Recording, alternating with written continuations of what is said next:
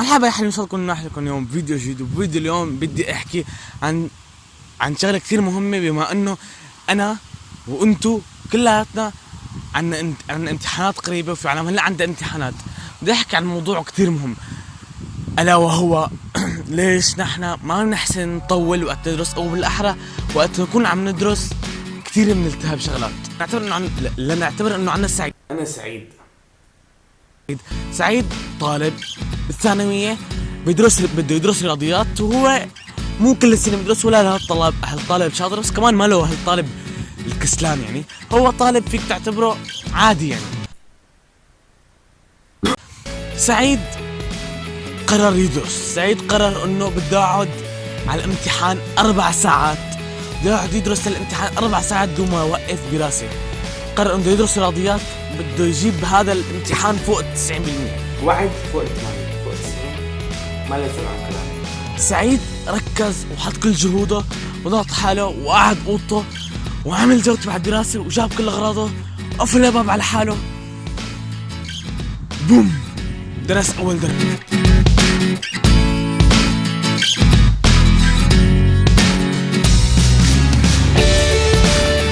بس ثاني درس،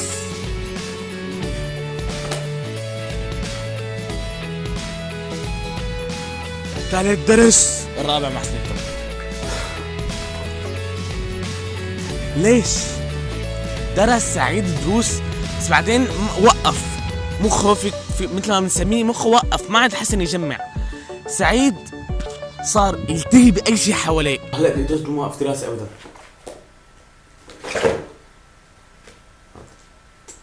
سعيد صار يلتهب، يلعب بشعره، يلعب فيك ساعته يرجع يحطها.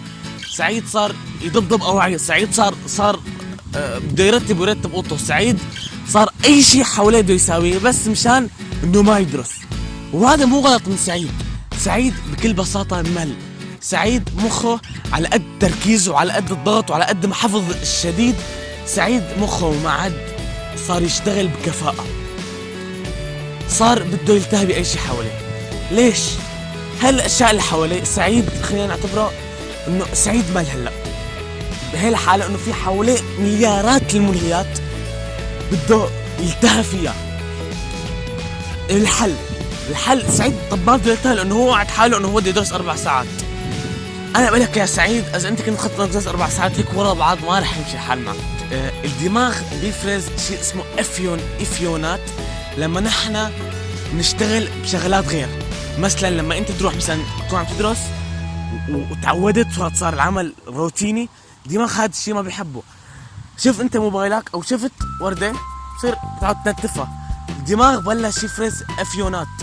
الافيونات هي تعطي للدماغ شعور بالسعاده، والدماغ بيلحق الافيونات لانه الدماغ بده بحب يكون سعيد. مشان هيك الدماغ بخليك تلحق الشغلات، اللي بتعطيك افيونات، وهو على الحق. يعني الدماغ بخليك تلحق موبايلك، بيخليك مثلا تلحق ضبضب غرفك، بخليك تروح تلعب مع اخواتك، بخليك تروح تحكي معهم، بخليك تفكر تفكيرات عميقه. مثلا انا ليش عم بدرس الاطار التعليمي هذا الفاشل؟ انا ليش يعني بتصير انت بدك تطلع افيونات. شو الحل؟ مثلا كنت تقول لي مثلا يا معتصم يا مومات، هلا طب انا بدي ادرس، شو الحل؟ يعني الحل انه بس ادرس هي الساعه بعدين خلاص الافيونات وقفت، صار بخدي افيونات، انا خلاص ما عاد صار فيني ادرس. هو اكيد في حل، والحل انه انت لما تدرس دروس بوقت وتسلى بوقت. دروس وقت وتسلى وقت، دروس وقت وتسلى وقت، دروس وقت وروح اسمع موسيقى وقت، دروس وقت وروح شوف مقطع من فيلم وقت، دروس وقت وروح شوف دح على القناة شوف فيديوهات انا منزلها، دروس وقت وروح شوف العاب مثلا ذا كلاش رويال. المهم ادرس وخلي دماغك يفرز افيونات هي فيك تعتبرها مثل العملة، خلينا نسميها عملة الافيونات. عملة الافيونات وقت تصير الشغلة روتينية وتتكرر، تصير الافيونات حقها غالي. مشان هيك لما انت مثلا تلعب مثلا اكثر من ذا كلاش رويال، الافيونات صار حقها غالي، صار مخك ما عاد يعطيك افيونات مثلا من كلاش رويال او شيء، او من الدراسة، وهذا اللي انت صار معك بالدراسة. مشان هيك انت رح تكون عم تدرس تروح تاخذ افيونات من شغله ثانيه، بعدين ترجع لهي الشغله دماغك بحسها شغله جديده، مشان هيك بيرجع بيعطي عليها افيونات. مشان انت بترجع تعلق بالدراسه، مشان انت بترجع تهتم، بتصير تنتبه مشان ترجع تدرس.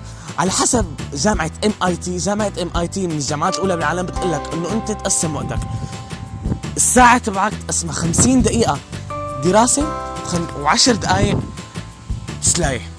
50 دقيقه دراسه و10 دقائق تسلايه. يعني مثلا انت 50 بتدرس مثلا اول 20 دقيقه بتروح ترتاح شوي، بتدرس 20 دقيقه بترتاح شوي، بتدرس دقيقة، يعني هيك وهكذا.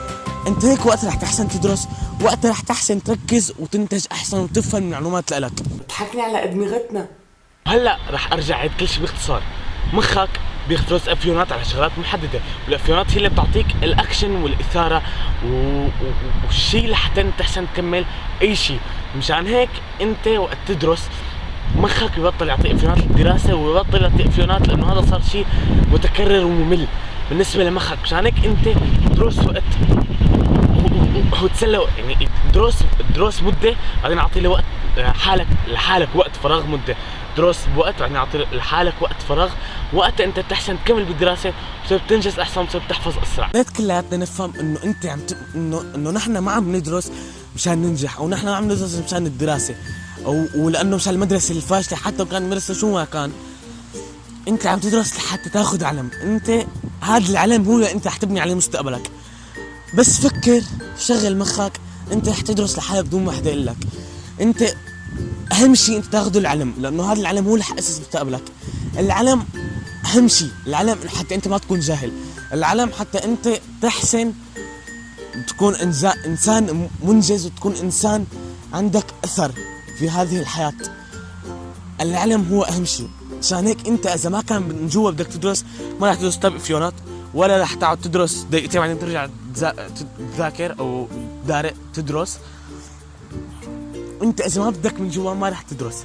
خلي انت يكون عندك اراده، خليك انت تقتنع ليش بدك تدرس. لا تروح تدرس لانه ابوك بيقتلك اذا ما درست، لا تروح تدرس لانه انت بدك مثلا كيف يعني مشان ابوك ما يعاقبك اذا ما اخذ دراسات منيحه. لا تروح تدرس مشان تفوق على رفقاتك بالدراسات، شيء حلو، بس انت دروس خلي هدفك الاول خليك هو العلم.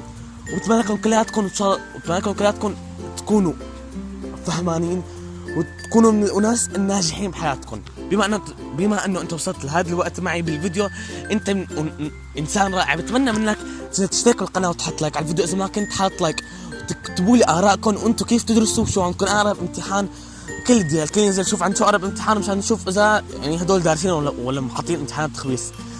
واكتبوا لي ارائكم كلها بالامتحانات، واعطوني نصايح للفيديوهات الجايه. انا الفيديو الجاي رح لكم من هلا عن عنوانه، رح اسوي فيديو عن العنصريه، رح يكون فيديو رهيب، ورح يكون فيديو محتوى حلو، حاتعب عليه منيح ورح اشتغل عليه منيح. جاي يكون فيديو بضارب، يعني هذا الفيديو رح ينتشر عندي، وهذا كمان الفيديو ينتشر عندي. وبحب اشكركم كتير كتير كتير بدرجه مو طبيعيه، لانكم وصلتوا هذاك الفيديو الفيديو اللي قبله السعاده بيوم واحد، وصلتوا لي هذاك الفيديو ل 200 مشاهده بيوم واحد. شكرا كتير لكم من اعماق قلبي، كلياتكم بشكركم. وبتمنى هذا الفيديو كمان يوصل هيك، وضغطك على زر اللايك هو مو شيء فظيع، ترجع تحط لايك على الفيديو وخلاص. شاركوا انبسطوا بالفيديو واستمتعتوا واستفدتوا. شاركوا هذا الفيديو لرفقاتكم، شاركوا لاهلكم، شاركوا ورجوا لاخواتكم حتى انتم تحسوا تدرسوا. ومثل ما قلت لكم بتمنى لكم كلياتكم تكونوا من انجح الناس ومن احسن الناس. اخواتي اعزائي، مع السلامه.